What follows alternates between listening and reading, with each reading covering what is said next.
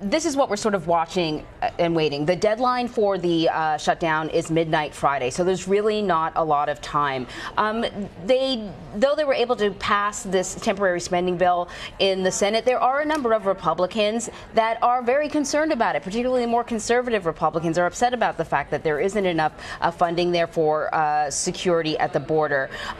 They tried to float a bill that would maybe give the president half of what he wanted. It was a no-go. You may recall that somewhat combative Oval Office meeting with the president, Nancy Pelosi and Chuck Schumer, where they offered $1 billion, just 1/5 of what the president wanted. Right. So Nancy Cordes was in that room, and she's joining us now. You're all mic'd up now, Nancy. So, give us sort of the highlights from what you heard from Nancy Pelosi here about whether or not the House is going to pass this bill. Well, things are very uncertain. I asked her whether she has any assurance from the White House that the president will actually sign this continuing resolution, this short-term spending measure, if the House passes it. And she said that she doesn't think that you ever have an ironclad assurance from this president on anything. And that is really the crux of the problem right now, because you have a whole bunch of House Republicans who say they're not going to go out on a limb and pass this bill that doesn't have any of the wall funding that the president is seeking unless they know that they're going to get some cover from the president who's going to go ahead and sign it. If they pass this and then the president digs in his heels and says, no, it doesn't have my wall funding, I won't sign it, then they look like they were willing to cave before he was. He looks like a hero to the base. They look like they let the base down. This is a problem that we have seen in the past. And so that is part of the reason why this morning we saw the House Speaker, Paul Ryan, who was in a room, closed door session with all of his House Republican members, had to actually step out and take an emergency call from the president. And everybody has been watching the president's Twitter feed very closely to see if he is going to say definitively one way or the other that he is willing to support this. That was the indication that Republican leaders had been getting.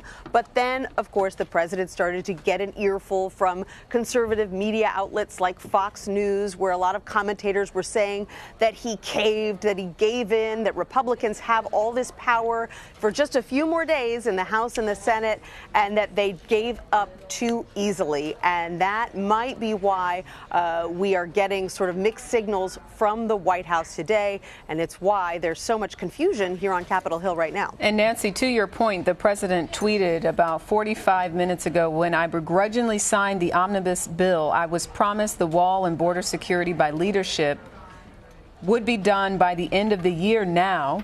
It didn't happen. We foolishly fight for border security for other countries, but not for our beloved USA. Not good.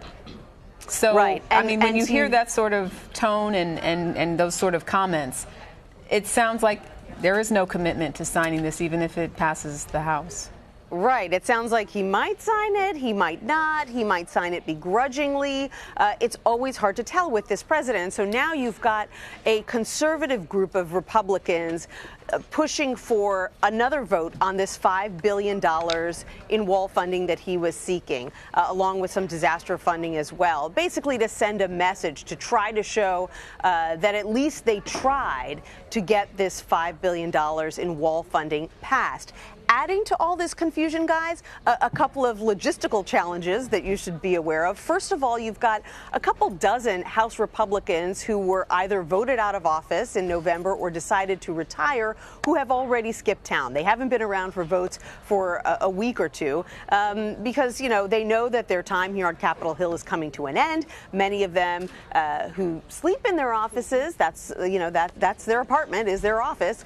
They've already had to vacate their offices for new members so that they can get those offices set up, and so they're just not around, and that hurts the Republican membership as well when they're trying to rack up the numbers. And then on top of all of that is the fact that the Senate, which passed this short-term spending bill last night, basically thought that this was a done deal. And some senators, I've been told, have already left town or have been preparing to leave town. So if the House were to pass something that didn't look exactly like what the Senate passed last night, then the Senate would have to come back, all of them, to vote again. And so when you're looking at a deadline of Friday night, and when you've got hundreds of thousands of federal employees whose jobs hang in the balance, who could be facing furlough if the government isn't fully funded, you can see how high the stakes are here over something that everyone kind of thought was really just a technicality, and it's blown up into something more. Just days before Christmas. I know. Here I was thinking that, the holiday season was feeding into a feeling of bipartisanship, kumbaya, everyone coming together. And now maybe not. Yeah. It only lasts so long here on Capitol Hill. Right, Nancy, thank you so much. You're welcome.